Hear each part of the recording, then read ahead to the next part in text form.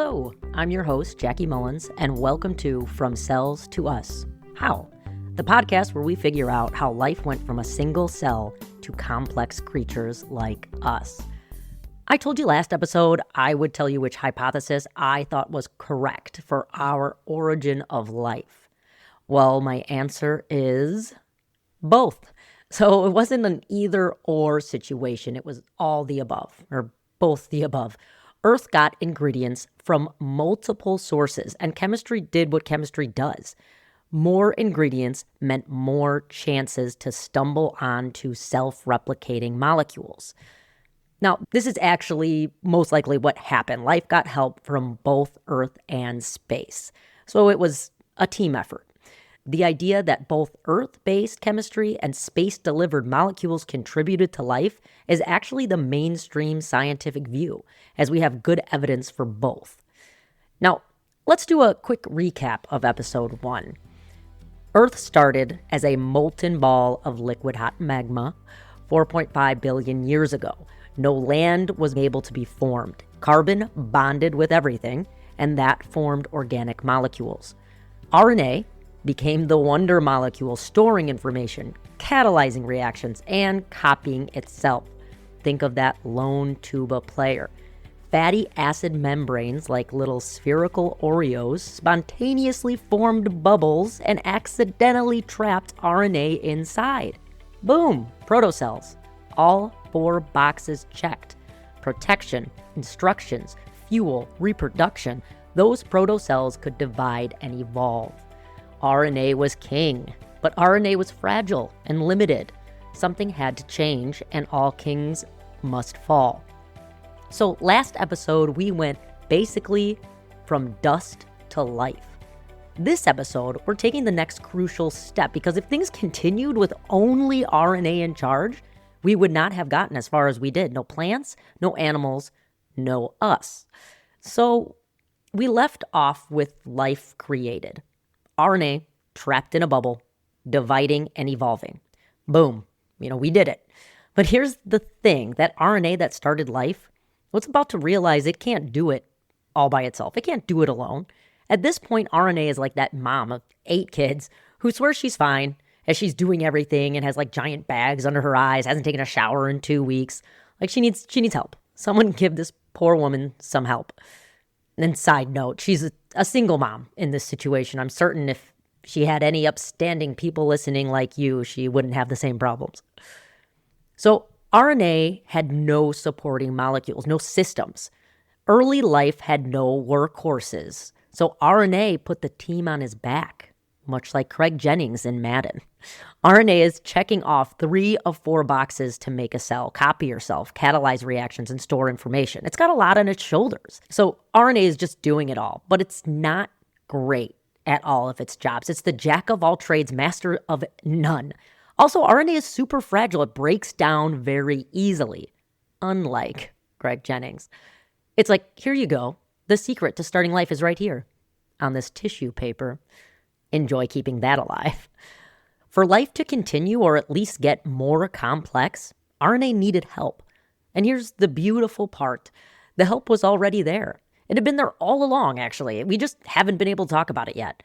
It's like when Elizabeth Banks joined Scrubs in like the 4th season or something, and they claimed she was there the whole time and just inserted her in past times, which was hilarious. That's where this help was. It just wasn't noticed. So remember way back in episode 1 when I told you about the Miller-Urey experiment?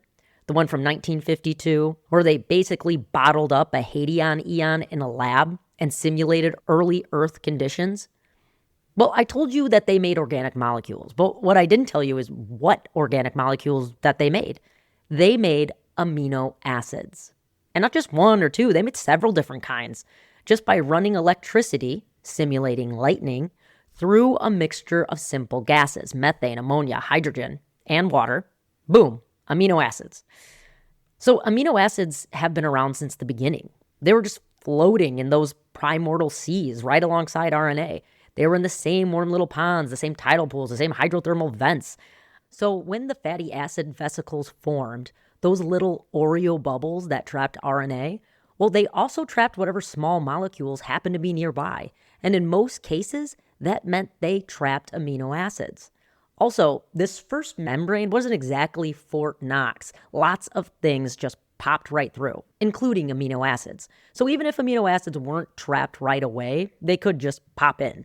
So RNA wasn't completely alone in that bubble. It just took a while for RNA to figure out what to do with those roommates.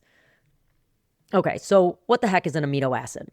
An amino acid is a pretty simple organic molecule. And remember, organic just means it has carbon in it. Picture it like this. You've got a carbon atom in the middle, and that's your anchor point. And attached to that carbon, you have an amino group, an acid group, and a hydrogen atom, blah, blah, blah. And then one more piece, a side chain. And this is what makes each amino acid different. It's kind of like Mr. Potato Head. The basic body is always the same. That's the carbon anchor with the amino group and an acid group and a hydrogen. But the accessories that you stick on, that's the side chain. That's their bling bling. And depending on which accessory you use, you get a completely different personality. So some amino acids have tiny side chains, like glycine, which is basically just a hydrogen atom. Super simple, super flexible, like a normal, small, tasteful silver chain. Some have big, bulky side chains, like tryptophan, which has these ring structures that take up space. That'd be like the football player wearing the necklace as big as his shoulder pads. Well, these side chains, they all like different things. Some love water, some hate it. Some are positively charged, some are negatively charged, some are neutral. There are 20 standard amino acids that life uses. 20 different Mr. Potato Head configurations, 20 different personalities. So why do we care? Why does this matter? Well, so far, this ancient cell has been running on RNA. RNA has 4 bases, 4 building blocks to work with, A, U, G, C. That's it. Amino acids have 20. It's like RNA walked into first grade with the 4-pack of crayons, just your primary colors, well, and another one because there's only 3 primary colors. Then amino acid waltzes in, takes out the ever sought-after 64-pack of Crayola crayons with the sharpener on the back. So amino acids are just bobbing around in early life with a crazy amount of potential, just haven't been put to work yet.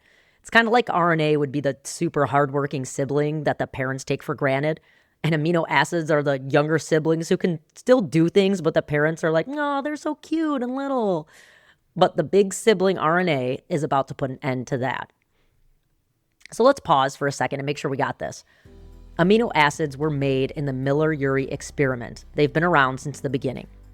They were floating around inside and outside of the protocells, small enough to pass through these leaky membranes. An amino acid has an amino group, an acid group, and a side chain with a carbon anchor, the Mr. Potato Head accessory. There are 20 different standard amino acids, each with different properties based on their side chain. RNA has 4 bases. Amino acids come in 20 varieties.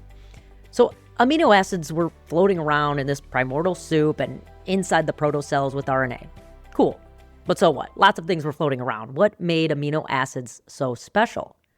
Well, to understand that, we need to first understand what RNA was actually doing inside those bubbles. I've said a few times that RNA was doing chemistry or catalyzing reactions.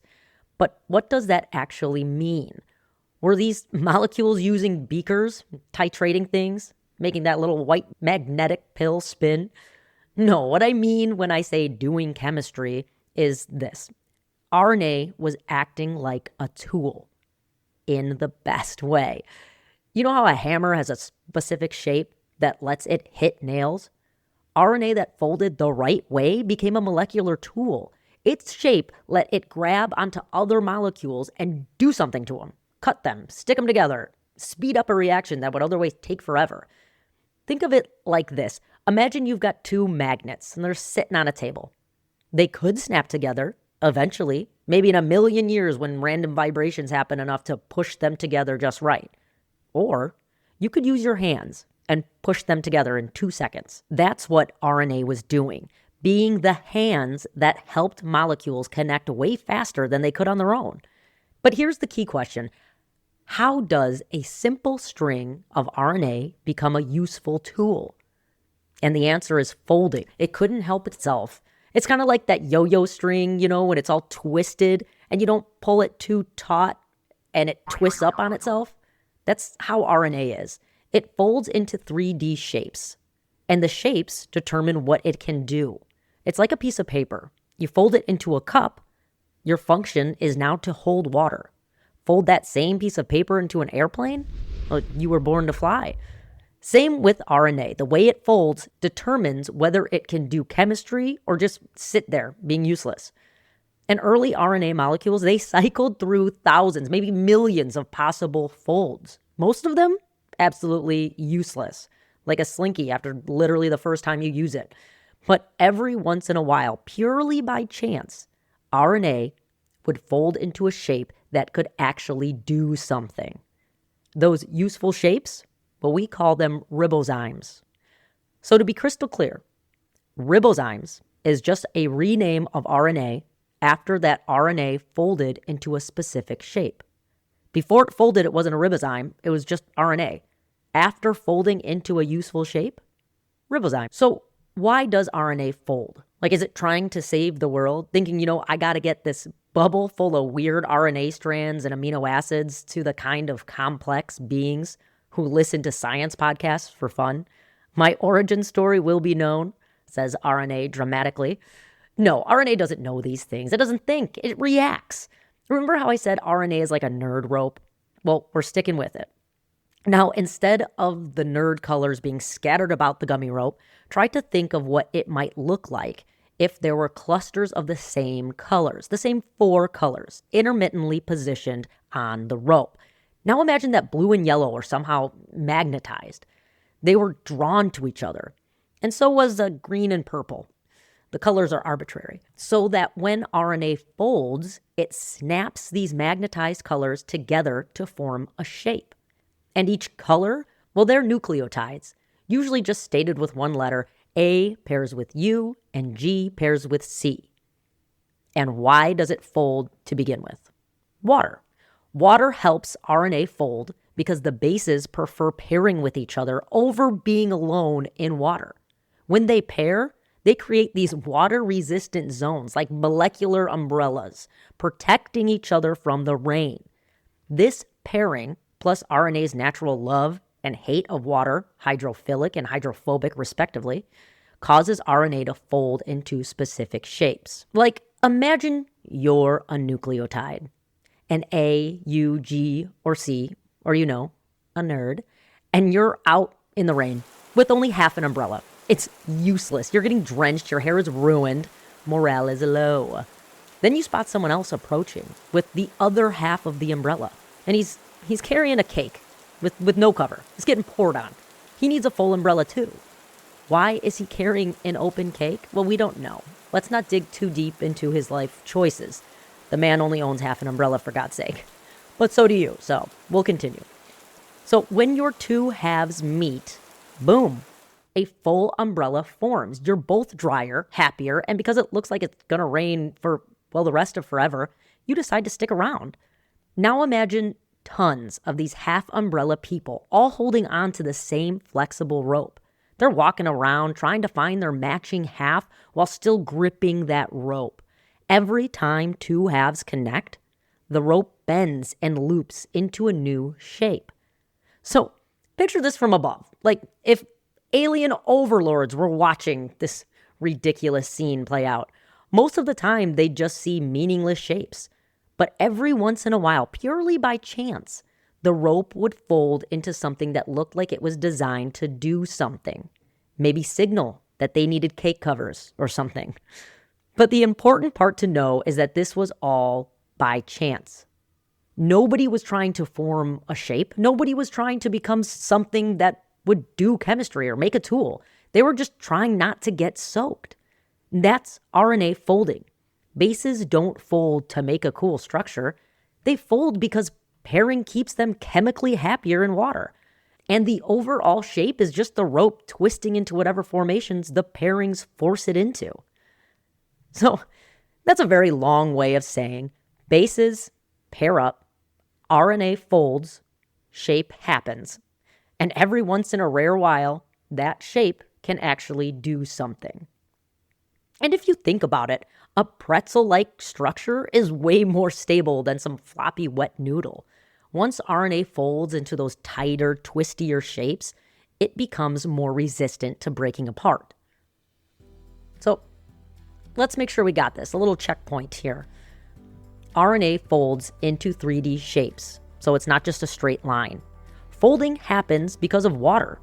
Bases pair up, A with U, G with C, and hide from the water. Shape equals function. How it folds determines what it can do. Most folds are useless, but every once in a while you'll get a useful shape.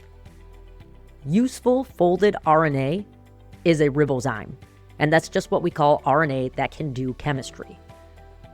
RNA was like a transformer. At first it's just a boring truck or car, but once it folded, it could save the world. Well done, ribonucleic prime. Okay, so now we understand folding. We got ribozymes are useful folds, but I still haven't explained what it means to do chemistry. So let's fix that. When RNA folds into a useful shape, a ribozyme, what it's actually doing is catalyzing reactions. Catalyze simply means to speed up a chemical reaction. It's a verb, not a noun. English people, that one's for you. Language arts and I never really vibed. So we actually use the word catalyze in everyday life too. For example, the assassination of Archduke Franz Ferdinand was the catalyst for World War I. Or the pandemic was a catalyst for remote work becoming normalized. But in science, it just means to speed up a chemical reaction. Without catalysts, some reactions would take literally millions of years. With a catalyst, seconds. It's like the difference between walking from New York to LA versus taking a plane. You're going to get there either way, but one's happening in your lifetime and one's not. And an enzyme. An enzyme is just a molecule that does the catalyzing. It's the plane going to LA in the last analogy. Ribozymes are just RNA enzymes. Enzyme is the general term. Ribozyme is the specific type when it's made of RNA. So enzymes make reactions happen fast enough to be actually useful for life. Your body has thousands of different enzymes right now, breaking down your food, copying your DNA, and making new molecules. Without enzymes, you'd be dead before your breakfast could even start digesting. And this isn't me being dramatic to make a point.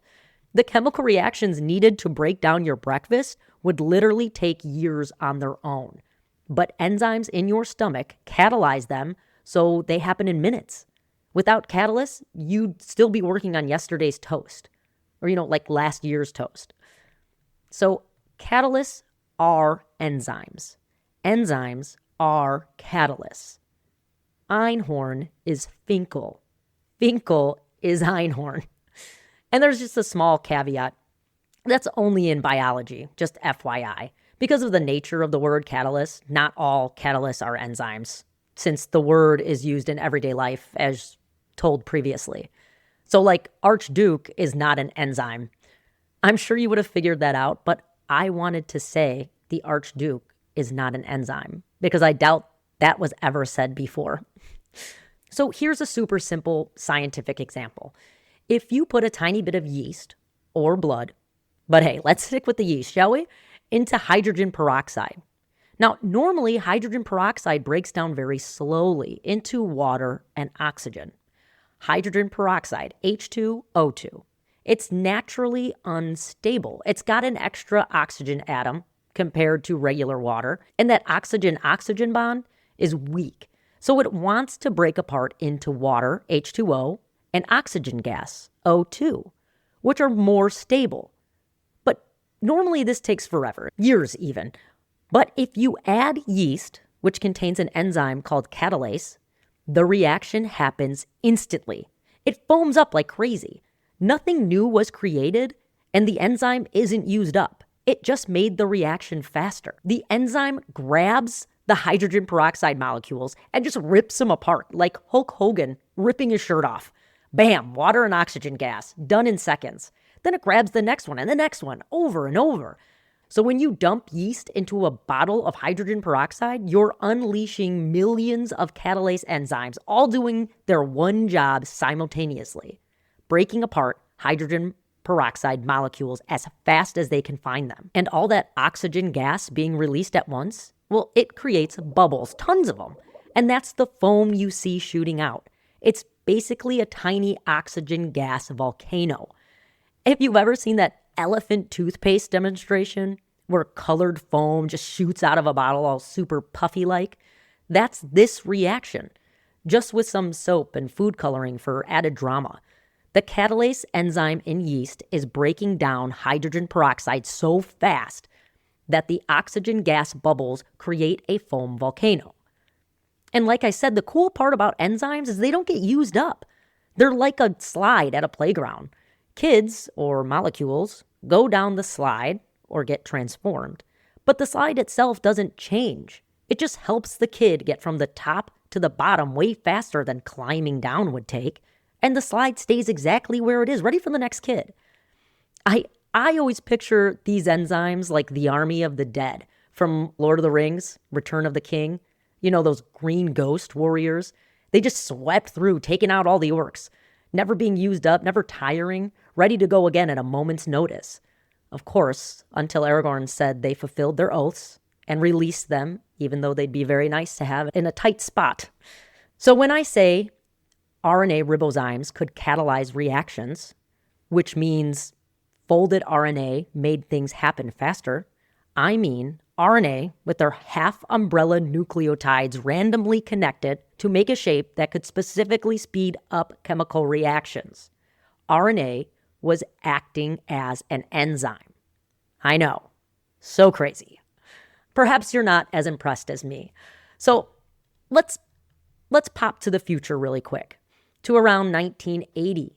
The music was hopping, the hair was big, and the pants, well, they broke all sorts of wind. Insert inappropriate giggle here. Science at that time had a chicken or egg problem. They knew enzymes were needed to make RNA and DNA, but RNA and DNA were needed to code for enzymes. So RNA and DNA needed enzymes, but enzymes needed RNA and DNA. It's like a circle. So which came first? How did life even start? It's just a dog chasing their own tail for a while there. Until the answer was finally figured out with this super cool discovery by Tom Cech and Sidney Altman. In their experiment, they found that RNA could act as an enzyme, meaning it could catalyze reactions all by itself. They called these catalytic RNAs ribozymes. That's what we just learned. This was huge because it finally explained how early life could function before anything else existed. It wasn't the chicken, it wasn't the egg, it was a completely different third thing. RNA acting like enzymes when no one had even thought that was possible.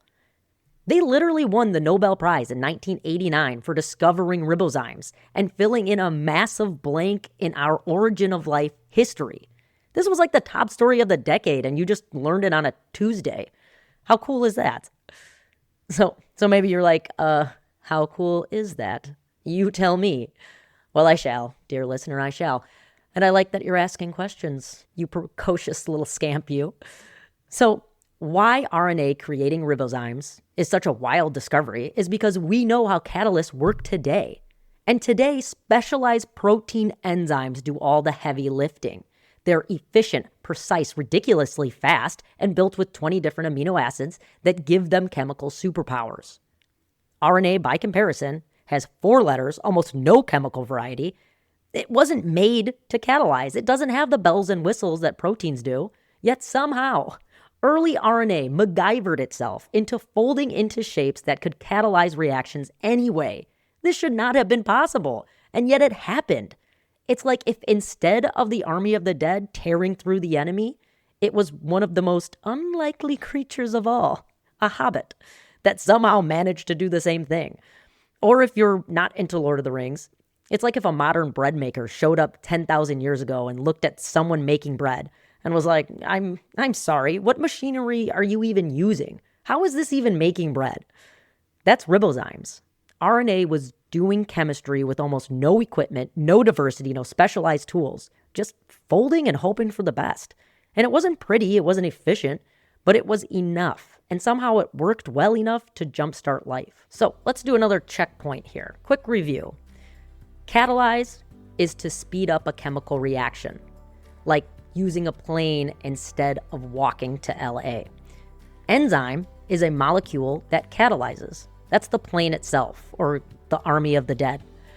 Ribozymes is RNA molecules that act as enzymes. RNA folded into useful shapes, which is like, using the hobbits instead of the army of the dead. Tom Cech and Sidney Altman won the Nobel Prize in 1989 for discovering ribozymes. This solved the chicken or the egg problem. RNA could do it all before anything else existed. So I know there's a few new words this episode, but don't stress too much about the vocab. Like, you don't need to memorize it. You'll just want to grasp the core concept.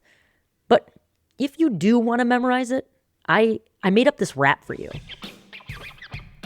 Get out of here. I'm not going to rap for you. That's season 2 stuff, obviously. But honestly, just knowing the core concepts on what these can do will be plenty. We're just building a foundation here, so you won't need perfect recall. And maybe if the words ribozyme, catalyze, enzyme, molecule, organic molecule, if they ever come up on a trivia night, you might just pull this from your memory bank, astounding your friends and onlookers alike. So now we understand. RNA was folding into shapes that could catalyze reactions. It was acting as its own enzyme. But here's the problem. RNA has only 4 bases to work with. So RNA needed more options, more tools, more chemical diversity. And that's where amino acids come back into the picture. And it's been a second since we talked about them, so quick recap. Amino acids have a carbon anchor with 3 things always attached: an amino group and an acid group and a hydrogen atom. That's the basic Mr. Potato Head body. Always the same. And then there's the 4th thing, the side chain. And this is what changes between amino acids. The side chain is like the Mr. Potato Head accessories, the bling. Some are tiny, some are bulky, some love water, some hate it, some are charged, some aren't. There are 20 different amino acid Mr. Potato Heads, 20 different personalities, all because of different side chains. So how did amino acids come into the picture? How did they finally get dragged into the workload by the big sibling RNA? Well, it was by accident or mistake. RNA was doing its thing, copying itself, folding into ribozymes, catalyzing reactions. But sometimes when RNA folded into certain shapes, it would accidentally grab onto an amino acid floating nearby. Not because it was trying to, not because it had a plan, but just because of chemistry. Like, remember those half umbrella people pairing up to hide from the water? Well, let's just say each time they paired up, the full umbrella achieved chemical superpower. Sometimes it fully repelled water. Sometimes it became charged, negatively or positively. And now amino acids are in the picture. Picture like knee-high Mr. Potato Head people, all with different accessories, which gave them superpowers too. And there are just a bunch of them, and they're walking around in the rain. Then imagine a potato head walked by a positively charged umbrella group, and he's negatively charged. Well, he'd be compelled to come and join them. And when he settles into that little alcove under their umbrella, everybody's more stable, more comfortable. He helps hold the umbrella with his little plastic white arms, and they all stay like that, stuck together by chemistry. So that's what we mean by just because of chemistry. It wasn't planned. It was chemical attraction, charges pulling on each other, shapes fitting together, molecules finding their most stable arrangement. And here's where they get put to work. Sometimes that amino acid, that little potato head sitting in the pocket, would actually help the umbrella people do their job better. Like, imagine the umbrella people are trying to stick 2 molecules together. That's the catalyst, right? But their umbrella poles can only reach so far, or they're struggling to hold both molecules in the right position. Then this little potato head, well, it settles into the pocket with his plastic little arms and his accessories, his side chain bling, and suddenly he can reach things the umbrella people can't. He can grab a metal ion. He can create a little hydrophobic space where water won't interfere. He can hold one molecule steady while the umbrellas handle the other one. He becomes part of the team. The reaction that was taking forever, now it happens way faster because you've got RNA's structure plus the amino acids' chemical tricks working together. Pretty cool. Well, then the next big thing happens. In 1999, Illing-Askray and Yaris showed that RNA could stick amino acids together. RNA was acting like a construction worker, building amino acid chains. Basically, the umbrella people, or RNA, were now grabbing different potato heads, or amino acids, and linking them together. This is huge. But why? Why was this such a big deal? Well, because one amino acid by itself, as we talked about, is helpful, but still limited. You get one chemical trick, whatever that amino acid side chain can do. But string together 5, 10, 20 amino acids, now you've got a chain with multiple tricks, multiple accessories. I mean, dang, you got glasses, earring, mustaches, multiple superpowers all working together. And those chains could fold up into shapes just like RNA does, creating even more complex tools.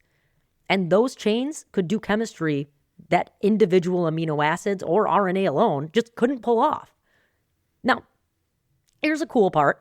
Once you link multiple amino acids together into a chain, that chain is too big to fit into those little RNA pockets.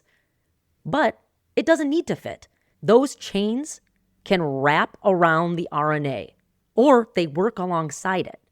Like the potato heads formed a line, holding hands, some standing next to the umbrella people, some extending outwards. Those lines, they became structural support, extension arms, helper tools, all working with the RNA as a team. And by structural support, I mean that these early chains of amino acids would protect RNA. Because remember, RNA is fragile. It breaks down easily. That hasn't changed. But if you wrap an amino acid chain around it, suddenly that RNA is way more stable. Or if the RNA folded into a useful shape, these amino acids, or potato heads, would hold it in that shape, making sure it didn't collapse. It's like wrapping an ankle after you sprained it. You get support and it holds everything where it needs to be so you can do what needs to be done. So now RNA wasn't just doing chemistry for itself. It was starting to build with amino acids without any help from proteins, which, like we stated in the 1989 Nobel Prize, this was a wild discovery. So how did RNA actually make these chains of potato heads? Well, the umbrella people, certain ribozymes, had special pockets positioned near each other. 2 potato heads or amino acids would land in each of those pockets, held in just the right spot. Then the RNA would help them link their hands together. That's called forming a peptide bond, which is the chemical connection between those amino acids. Once they're holding hands, they're stuck together as a chain. Then another potato head lands nearby. The RNA grabs him and puts him on the chain, and the line gets longer. The umbrella people become assembly line workers, snapping potato heads together one by one. So RNA was the Swiss Army knife of early life. Information storage, enzyme, and amino acid connector. It was really doing everything. It's like if someone today said, I can build a car engine using only stone tools and no modern technology. And you'd be like, wait, that's impossible. You need precision machinery to build engines.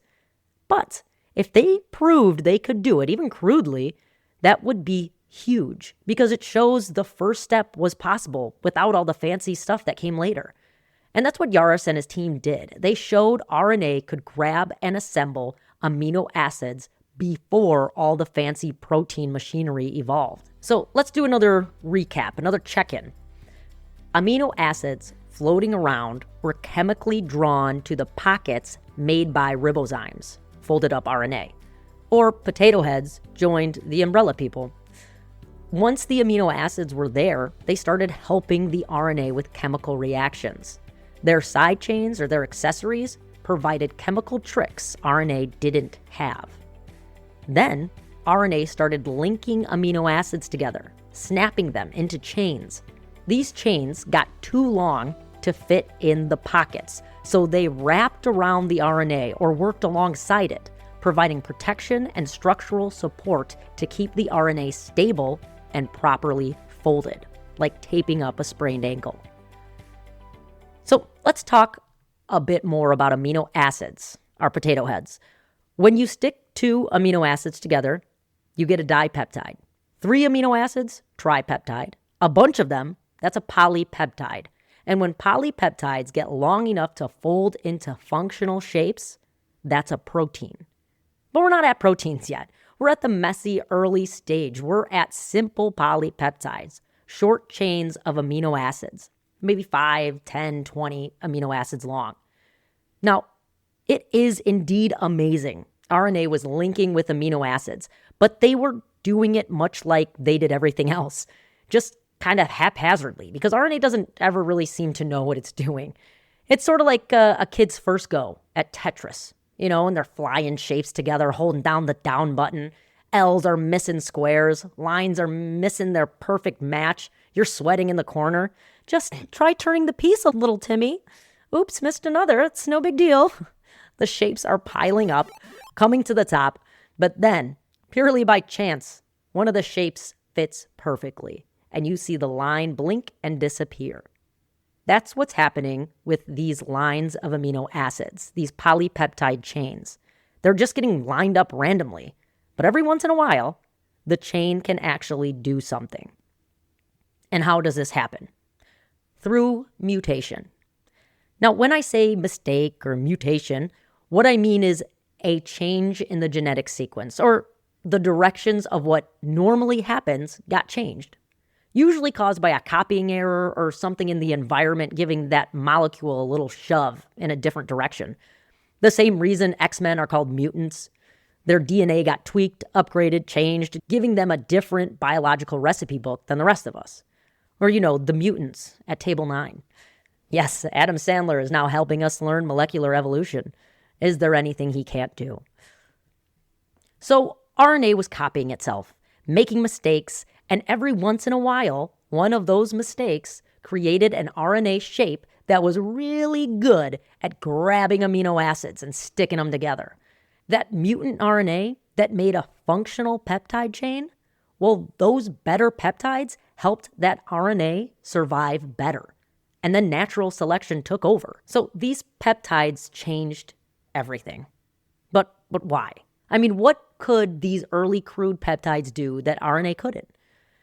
And remember, peptides are just a chain of amino acids, linked potato heads. Well, as stated before, they could do chemistry better than RNA. They could protect RNA, and they could fold into more complex shapes than RNA could. And how is all of this possible? Well, this is where the 20 different amino acids really shine. RNA can fold into shape, sure, but it's limited. It's got the 4 letters to work with. Peptides have 20 different types. They have charged amino acids, polar amino acids, non-polar amino acids, aromatic amino acids, and there's also special cases. With this diversity, you can build catalysts that are so much better at speeding up reactions than ribozymes ever were. So peptides are the specialized workers that RNA so desperately needed. So let's zoom out for a second. Picture early life on Earth. Now let's move into warm ponds or near a hydrothermal vent, and let's slide into the protection layer that the fatty acid bubble gave. And you've got inside RNA storing information, copying itself, folding into ribozymes. And now, simple peptides, doing chemistry, stabilizing RNA, expanding on what's possible. It's a team now. RNA is still running the show. It's got all the information. It's calling the shots. But peptides are doing the heavy lifting. Like Vizzini and Fezzik from Princess Bride, the brains and the brawn. And now here's the key. This wasn't planned. This wasn't designed. This was just chemistry finding a better way. Natural selection took over. Protocells that happened to have helpful peptides inside them, well, they survived better. They copied themselves more efficiently. They outcompeted the protocells that were still trying to do everything with RNA alone. And over time, and we're talking hundreds of millions of years here, the cells with the best RNA peptide partnership, well, they became dominant. Now, I'm sure there's some people out there thinking, preposterous, ridiculous, outlandish, absurd. How do they keep coming up with these beneficial mutations? Seems a little too convenient, don't you think? And I know I'm poking fun, but I honestly can totally understand that train of thought. However, what you have to remember is that for every one beneficial mutation that was selected for, there were millions of deleterious mutations, mistakes that killed the RNA strand then and there, or eventually. We only know of the beneficial ones because that's what was selected for. That's what got this far. Back when I worked in a genetics lab, we worked with tons of mutant plants. And let me tell you, most mutations are not the superhero origin stories. They were stunted, brittle, missing pieces of their cell walls, or sometimes they just wouldn't grow at all. Evolution makes beneficial mutations sound glamorous.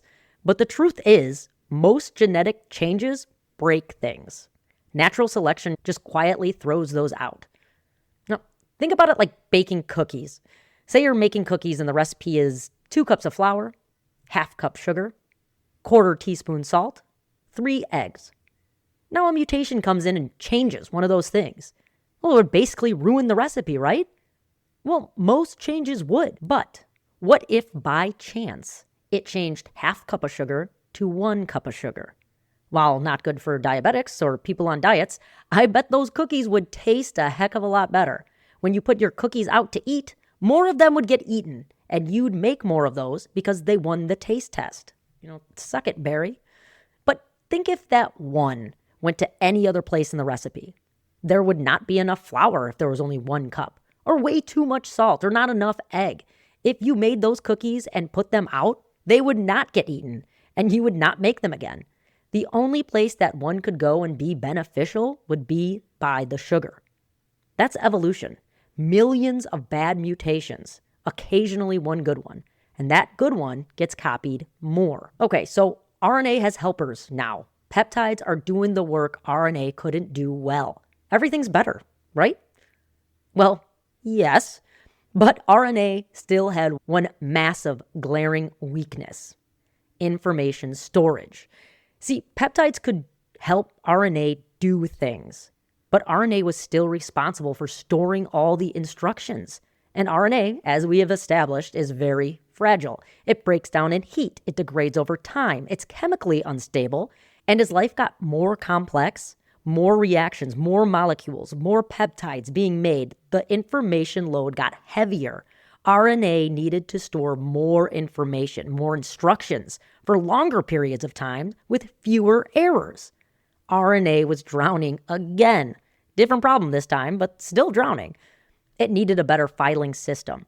It needed something stable, something that could last, and something that could store vast amounts of information without falling apart. And that's where the next innovation comes in. So let's zoom out and see where we are. Episode 1. We had RNA doing everything alone, exhausted, fragile, maxed out. This episode, RNA got help. Amino acids were already floating around from the very beginning. Miller and Urey made them in a bottle. They were in those protocells right alongside RNA. But then RNA figured out something revolutionary. It could fold. Bases paired up to hide from water, creating 3D shapes. Most shapes were useless, but some, ribozymes, could catalyze reactions. RNA became its own enzyme. Tomczak and Sidney Altman won the Nobel Prize in 1989 for discovering this. But RNA was limited. Only 4 bases, only so many possible shapes. Then, through mutation, some RNA ribozymes started grabbing amino acids floating nearby and sticking them together into peptides. And those peptides, they could do chemistry RNA couldn't. Better catalysts, hydrophobic pockets, metal coordination, structural support. It was a partnership. RNA had the information, peptide had the skills. Together, they made early life way more capable. But RNA still had a storage problem. It was fragile, it couldn't reliably hold information long term. And life was getting more complex, more instructions, more reactions, more heat. RNA needed a backup system. And through another happy accident, a mutation, a copying error, 1 missing oxygen, that backup system emerged. Next time on From Cells to Us, DNA arrives. The stable double helix filing cabinet that would become the foundation of every living thing on Earth. RNA finally gets to delegate. The queen arrives, and the government learns to read her decrees. Now, one last thing before we go. Everything you heard today represents the best scientific understanding we have right now. We can't rewind the universe and watch life form. So scientists work like detectives. They piece together clues from chemistry, biology, and experiments we can run today. So when I say things that sound definitive, like amino acids were around very early on, that's not scripture. It's a hypothesis supported by evidence, and it's always open to refinement. As new evidence comes in, parts of the story may get refined, adjusted, or even completely rethought. And that's not the flaw of science. That's the whole point. Science doesn't deal in final answers. It deals in better ones. Thanks for joining me on this biological journey. I'm Jackie Mullins, and this has been From Cells to Us. How?